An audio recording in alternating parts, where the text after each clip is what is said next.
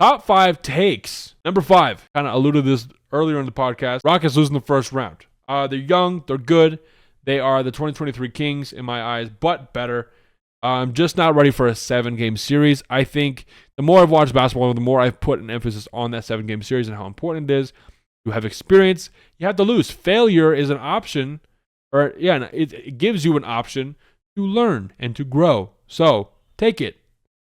Try it harder this year, but I don't think the Rockets are doing much this year. That might come back to bite me in the butt, but based on what I've seen in history with good teams, good young teams who are very scrappy, playoffs are about superstar basketball, man. You need that guy to come in and clutch up and win a series. You got to win 4 games, homie. Like I said, Houston Rockets, they could get a high seed, but if that high seed gives you a matchup against Steph Curry, Nikola Jokic, KD and Book, Ant, Kyrie Luka, Kawhi, LeBron AD, even Ja, Wemby. Maybe not Wemby. You get the point, though. All those other guys. They will probably play with one of those guys or those duos in the first round and might not make it out. That's my prediction. Don't think it's that hot of a take. Just because I'm not saying that the Rockets are out. They're going to lose this year and then they're done. No, they're not going to be done. They will be back next year and the year after that and the year after that. But this year may not be the year.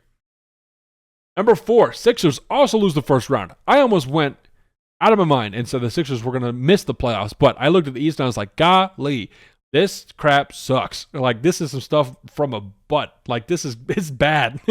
It smells, dude. For real, they'll make the playoffs. They won't win in the first round because they'll make the playoffs. Maybe they make the play-in. Then they'll play either like the Knicks or the Celtics or the Cavs or the Magic, who hopefully at that point have their 2 guys back. And the Sixers just don't look like they'll have it together. They win some games, but the first round, Brett, one of those 3 guys gets hurt, and 2 of them are very injury prone, and you're not going to get it. I've been a PG fan and a Clippers fan past 5 years. Followed them. Cool. PG got us the Western Conference Finals without Kawhi, but I mean, it wasn't playing that out of his mind. Crazy. But that's my pick. Is my 4th hottest take, quote unquote. Sixers losing the first round. Number 3, Jokic will win a 4th MVP. So, already talked about this before. This is kind of why I talked about those things before, is because if you pay attention, you can probably understand what all of my takes are, except for the last one. Number 1 is definitely suited to me, but you'll be excited. Jokic, 4th MVP, playing out of his mind. If the team, here's the thing. If Jokic is playing like this because the team sucks, and if the team continues to suck, Jokic will probably keep playing like this. That's what you do when you're a good player and you try and pick up some slack for your team.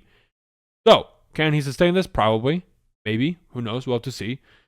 But that's why we have takes and bets and other things like that, and opinions. My opinion is he will do it, and let's see. I mean, I'm just going to chuck it out there because probably a high probability that he could do it, and he can do it. So, Jokic, 4th MVP, you're going to have some very interesting conversations because only, I believe, 5 other players have won more than 4 MVPs in NBA history out of the 4,000 to 5,000 players in league history. I think it's him.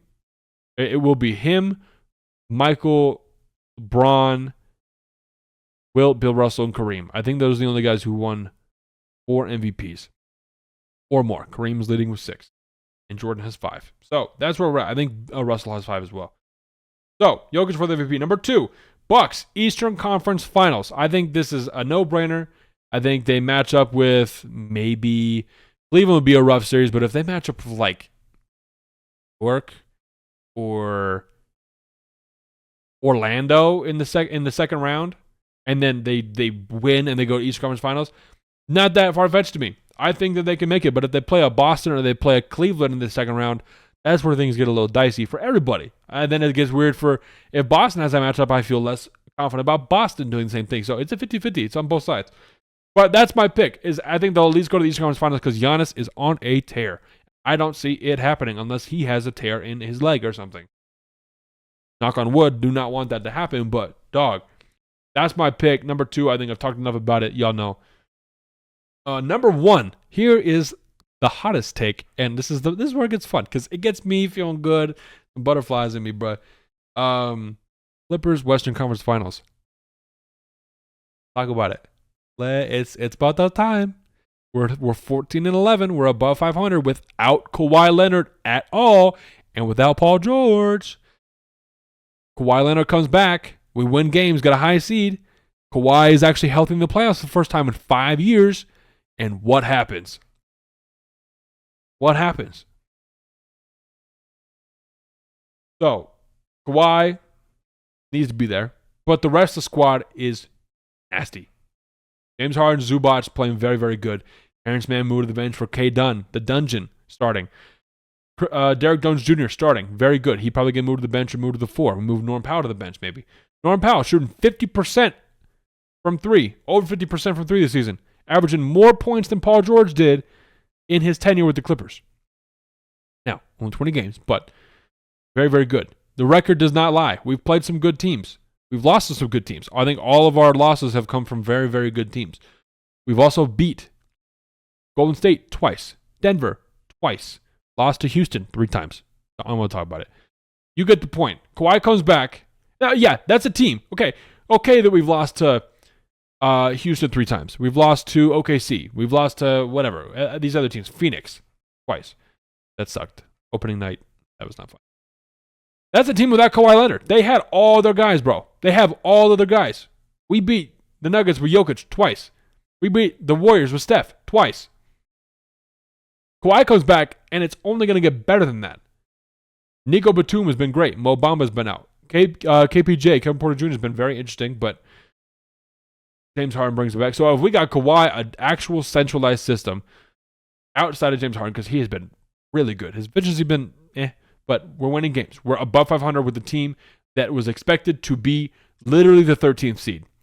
I said, give that crowd to the Pelicans and stick it, and look what's happening right now. Clippers, I think they're a top 6 seed in the West, above the Lakers, the Suns, the Warriors, the Nuggets, all these other teams that were supposed to make the finals, or the playoffs, excuse me.